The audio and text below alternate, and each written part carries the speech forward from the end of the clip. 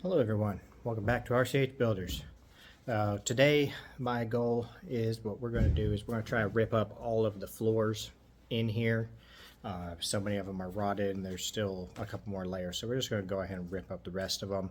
The only thing we'll leave probably is the actual angled slats that they put in as a subfloor, because then that'll give us still a little bit of something to walk on, and then it'll help strengthen it up. We'll still go over the entire thing with some OSB, probably subfloor, just a tongue and groove, 23-30 seconds, like Advantech, something like that.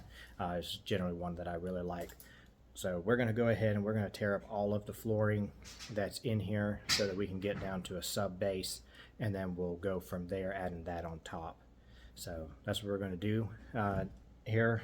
We'll get the camera set up and get going. I've already swept off the rafters. I did that before I started the video. I swept off all the rafters, swept off the studs, just trying to get rid of all the little cobwebs and try to help knock down most of the dust, and then sweep out basically each room before I tear up the flooring, just to try to help keep as much stuff from going down into the basement crawl space area as possible. So we're going to go ahead and we're going to get started trying to tear all that up.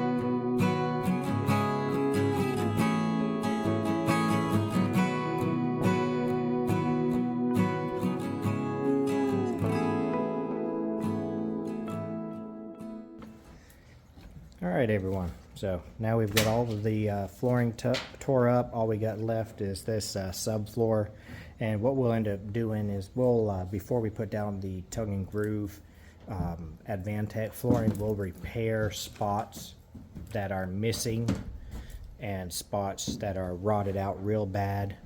We'll replace those sections and then go over the top of it with a good subfloor. You can see how it's just rotted around all the walls and everything. It's supposed to go under it, but it's been rotted through. Also, where they had made that room that was a porch, it had that big arch over the top, you see right there, going in from the kitchen. We're gonna level that floor level with the rest. We'll probably I think I'm gonna just remove that door completely and wall it off. And so we'll be doing that whenever we get ready to do that, but I'm not going to do that until after I repair the beams underneath, because right now at least it's kind of the least amount of weight possible on those beams, so when we go to replace them it's just less weight that we got to jack up. Shouldn't be an issue jacking it up anyway. I've done it with houses that are fully intact, but it is still much easier the less weight you have. So we've saved a few supplies in that first room where they had that plywood down. We saved most of that except for the really cut up pieces, and you can actually see in here the way that they did that floor, where they repaired the spot and then they went over it with that. It's kind of similar to what I'm going to do, but I'm going to actually repair it correctly. I don't want all these little pieces here. It's just, it doesn't really tie together. Also, they didn't, so you can see, they didn't tie the entire room. Basically, they tied this section together of the room together, and then that little tiny section, and then that section. So the joists are running this way. So you want the plywood to run this direction, but what you don't want is your seams to line up. They got a full seam going all the way across. So now the reason they did it really is because they were just trying to do the bare minimum. They should have just done the entire thing all the way around instead of leaving this. I mean, it's still got spots in it. It's not necessarily the biggest deal, but when we go to jack up the floor underneath, I'm not sure how much of this is going to pop and all that. That's another reason why we don't want to do the repair up here first, because it can pop nails. It's another thing I've seen a lot of times. People will go ahead and the first thing they want to do is throw a roof on it. Oh, let's get it in the dry. I mean, yes, that has its merit. Maybe wanting to put down tar paper or a tarp or something. But if you go ahead and do the roof right away and then you start jacking up the house, things move.